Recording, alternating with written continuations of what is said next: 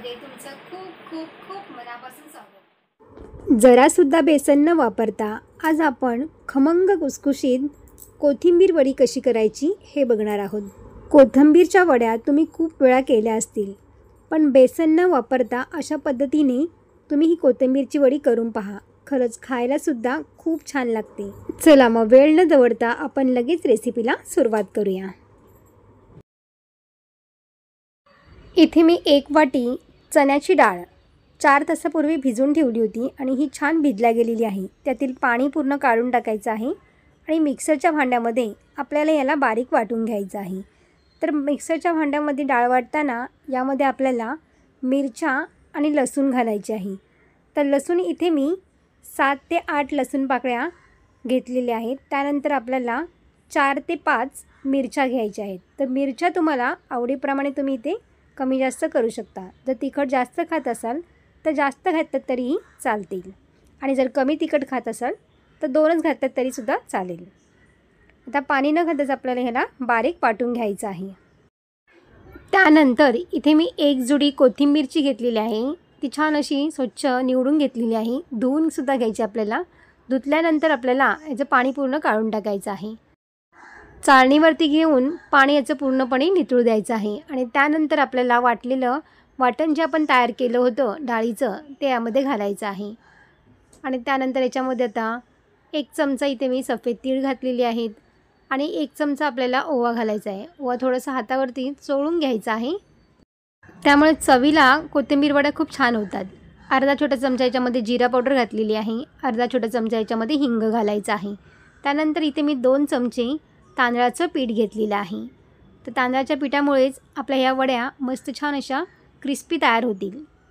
आणि त्यानंतर इथे मी 1 चमचा लाल तिखट घातलेलं आहे। फक्त कलरसाठी इथे तिखट घातलेलं आहे। आपण याआधी मिरच्यासुद्धा घातल्या होत्या, त्यामुळे तिखट तुम्ही इथे बेतानी घालायचं आहे। आणि अर्धा छोटा चमचा याच्यामध्ये हळद घातलेली आहे। 1 चमचा याच्यामध्ये तेल घालायचं आहे, चवीनुसार मीठ घालायचं आहे आणि चिमूटभर आपल्याला खाण्याचा सोडा घालायचा आहे। हे सगळं साहित्य आपल्याला व्यवस्थित मिक्स करून घ्यायचं आहे। पाणी अजिबातही घालायचं नाही आहे। डाळीच्या मिश्रणामध्येच हे सगळं मिक्स करून घ्यायचं आहे। जर मिक्स होत नसेल, व्यवस्थित घट्ट होत नसेल तर तुम्ही याच्यामध्ये 1 चमचा तांदळाचं पीठ याच्यामध्ये वापरू शकता। आता अशा पद्धतीने आपल्याला याचा गोळा तयार करून घ्यायचा आहे। लांबट आकाराचा इथे आम्ही गोळा इथे तयार करून घेतलेला आहे बघा। आणि त्यानंतर सगळे आपल्याला असंच करून घ्यायचे आहे आणि चाळणीवरती आपण ह्याला वाफवून घेणार आहोत। पण त्याआधी आपल्याला वरून थोडेसे तीळ लावायचे आहेत। तीळ लावल्यामुळे तळल्यानंतरसुद्धा मस्त एकदम दिसायलासुद्धा वडी खूप छान दिसते आणि खाण्यासाठीसुद्धा मस्त खमंग आणि कुसकुशीत तयार होतात।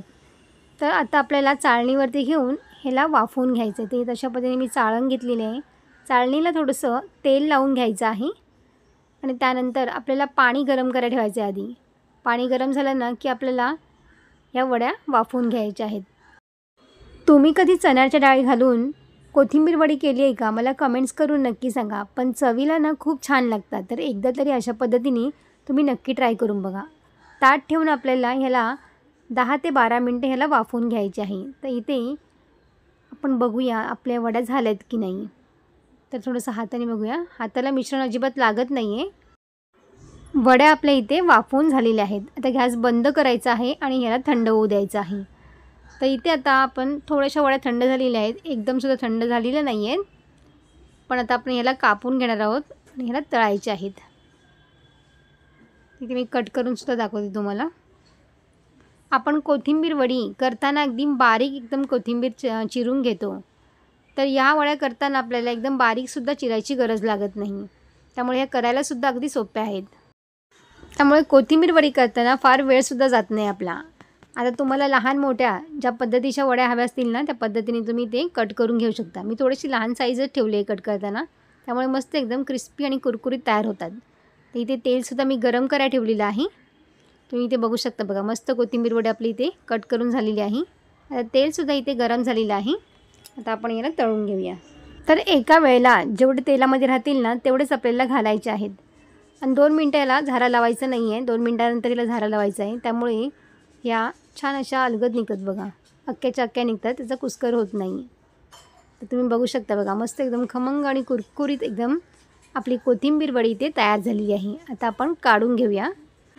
गरमागरम चहा आणि मस्त कुरकुरीत खमंग कोथिंबीर वडी तुम्हीसुद्धा नक्की ट्राय करून बघा. आणि तुम्हाला ही रेसिपी कशी वाटली मला कमेंट्स करून नक्की सांगा. व्हिडिओ आवडली असेल तर लाईक, शेअर आणि सबस्क्राईब करा.